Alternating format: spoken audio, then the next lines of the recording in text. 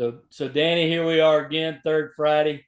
Um, this is great stuff. I love hearing the story. I'm sure our Lynx player family, all across this nation, especially my generation, your generation, you're just a tad older than me, remember you well. So I might be introducing you for the first time to a new generation. So I have the privilege here of interviewing Danny Edwards, former PGA tour player, former Walker Cup member, team member, former standout at Oklahoma State, and we've looked at his early years. We've talked a little bit about his college days and his PGA tour. Danny, and on this Friday, if we could, you mentioned and hinted at when you got on the tour, you faced certain pressures, and I got the impression maybe you drifted a little bit from the Lord.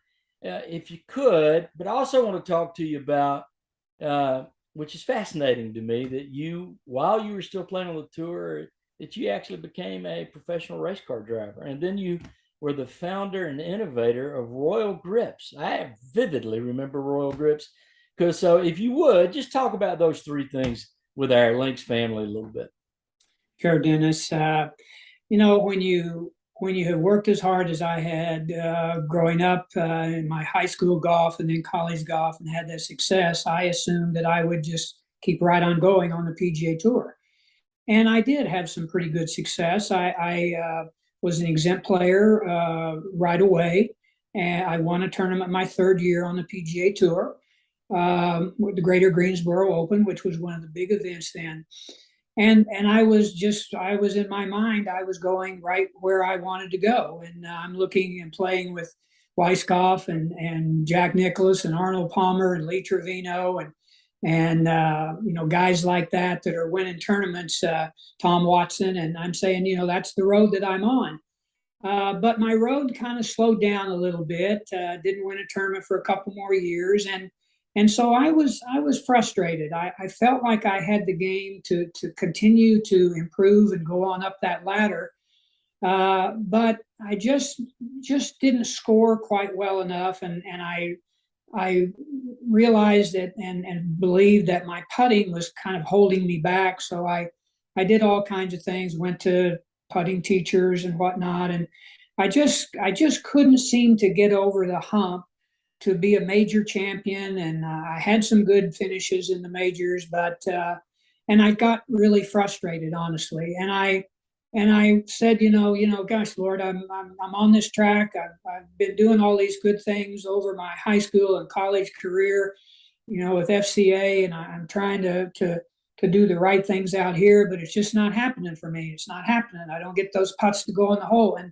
honestly, guys would come up to me, Dennis, and say, Danny, I can't believe it. You hit so many great putts today. They didn't go in the hole. You just got to stay with it. You just got to stay with it. But as a couple more, 2, 3 years wore on, I got frustrated that I couldn't get to that next level. And so I took a break.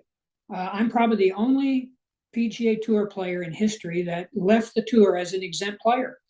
And in the middle of that year, whatever it was, 86 or 7, I left the tour and started a company called Royal Grip. And but before Royal Grip, actually, I decided to get into car racing, which was really one of the loves of my life. I loved speed. I loved cars. I collected some cars. And I had a wonderful time there, met a whole different group of people than the golf community, and just had a great time and had a good bit of success.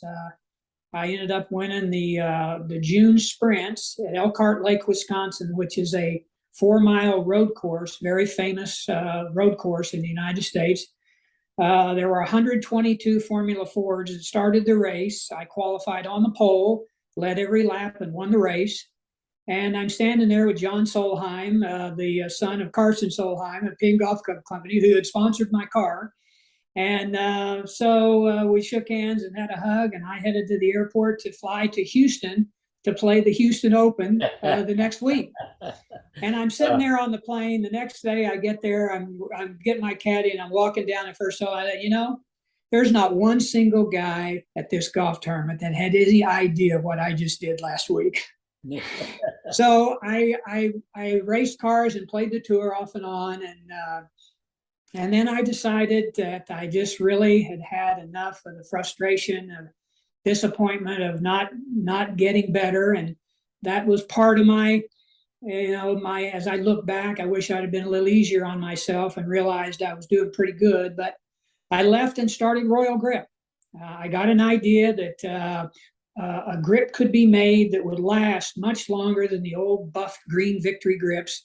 So an old gentleman, Dennis Livesey, and I started Royal Grip in an airplane hangar in Scottsdale Air Park.